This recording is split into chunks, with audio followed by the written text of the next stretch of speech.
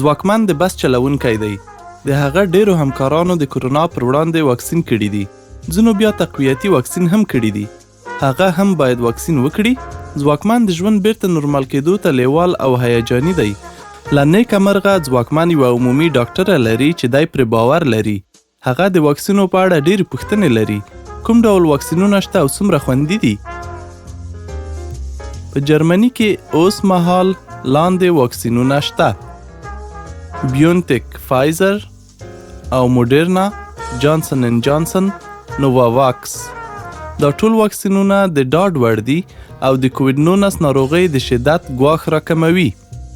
څنګیزې ستونزې څنګه؟ ځواکمن باید په دې اړه اندېښنه ولري. له واکسینو سره ښایي ځینې څنګیزې ستونزې رامنځته شي. البته دا ستونزې نورمال دي ځکه بدن دفاعي ځواک جوړوي. دا هغه څنګیزې ستونزې دي چې ښایي په مټ کې له واکسینو کولو وروسته راڅرګندې شي.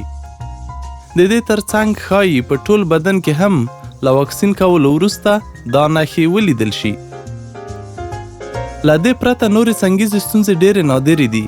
د ځواکمن ډاکټره هغه ته روښانوي چې که څو ورځې وروسته دا ستونزې لرې نه شي او یا یې دی په اړه اندېښنه ولري، باید بیرته دې ته خبر ورکړي. اوږدمهاله څنګیزې ستونزې شنډتوب څنګه؟ د ځواکمن ډاکټره هغه ته ډاډ ورکوي چې دا اندېښنې بې ځایه دي. د واکسینو څنګیزې ستونزې په نورمال ډول په لومړیو څو ورځو کې وي. د واکسینو له کبله د نارینه‌وو د شنډتوب ګنګوسې بیخي ناسمې دي.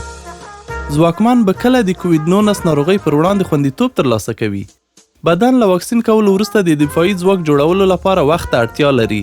د ځواکمن ډاکټره په دې اړه هغه ته معلومات ورکوي او وایي چې د واکسینو ډول ته په کتو ښایي څو دوزه واکسین کولو ته اړتیا وي او د اړوندې مودې له تېرېدو وروسته باید تقویتي واکسین هم وشي. دا شونې ده چې ځواکمن له واکسین کولو وروسته بیا هم په کوویډ-19 ناروغۍ اخته شي او یا بل کس ته د کورونا وایرس لیږدولی شي. که څه هم دا شونې ده چې ځواکمن ښایي له واکسین وروسته هم په کورونا اخته شي، خو د کوویډ-19 له شدید ناروغۍ به خوندي وي او ښایي ډېرې کمې نښې پکې راڅرګندې شي. ډاکټره روښانوي چې په دې حالت کې هم کورونا وایرس بل چاته لیږدولی شي. البته څېړنو ښودلې ده چې واکسین شوي کسان په پوزه کې د کورونا لږ وایرسونه لري او له دې کبله د کورونا وایرس لیږدېدل سختیږي. ځواکمن اوس د ډاکټرې له ځوابونو ډاډه شوی دی. هغه به له واکسین وروسته په هر ځای کې له کورونا خوندي وي. د نورو معلوماتو لپاره هندبوک جرمني ویب سایټ وګورئ.